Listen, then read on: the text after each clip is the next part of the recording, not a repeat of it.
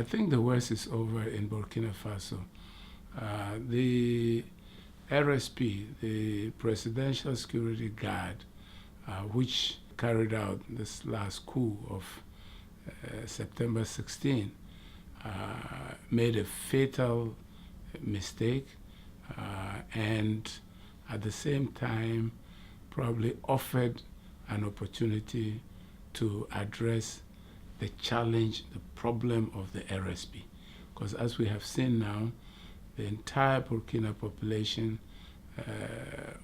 was against this coup d'etat. The rest of the armed forces and security agencies were resolutely against the coup d'etat. Of course, the position of the international community was not in doubt. The ECOWAS, the AU, the UN, we came out with a joint statement strongly condemning the coup. ECOWAS summit met very quickly and condemned them. So there was just no option out for the RSP. The resilience of the population and their determination to get rid of this force has prevailed. And as we speak now, it is by decree dissolved, and all the members have been distributed to other units of the armed forces where they can continue to provide service as professional soldiers if they will be disciplined and accept the rules of the armed forces. And I think with that, we have climbed over a big hump, and the transition is back on course. What we expect now in the coming days is for a date to be fixed for the elections. The international community has already indicated. Secretary General Ban Ki-moon, in a statement, has indicated that the UN will continue to accompany this process and to work towards peaceful and credible elections. My main preoccupation will be on the elections in Guinea, which were also incidentally highly contested in 2010.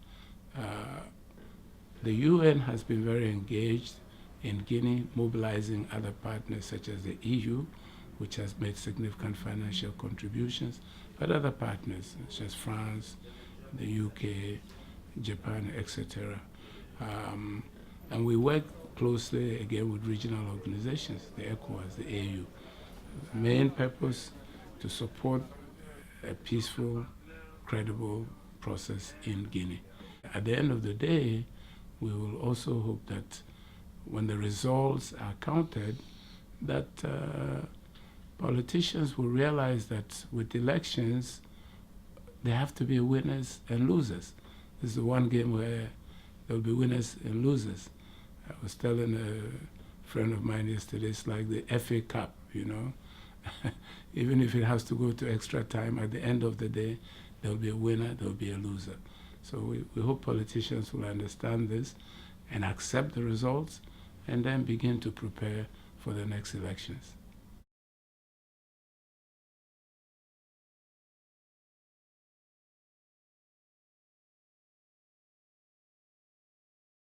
I think one has to come with a certain amount of humility to listen to the protagonists, to try to learn from them, and just putting yourself in a position where you want to be a facilitator.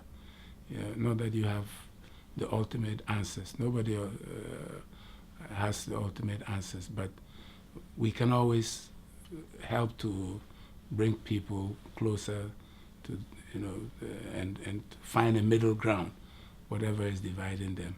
And I think that's what the UN in these circumstances tries to do. Of course, we come with very strong principles too on the part of the UN. Respect for dignity of people, our gender sensitivity, the role of women and youth, principles of respect for rule of law and accountability. And this is what guides us in whatever we try to do, to be just and to be fair. That means we have to listen to people, try to understand their problems, not pretend to have all the answers, but always encourage people towards dialogue and understanding. Ultimately, that's the best way to solve problems.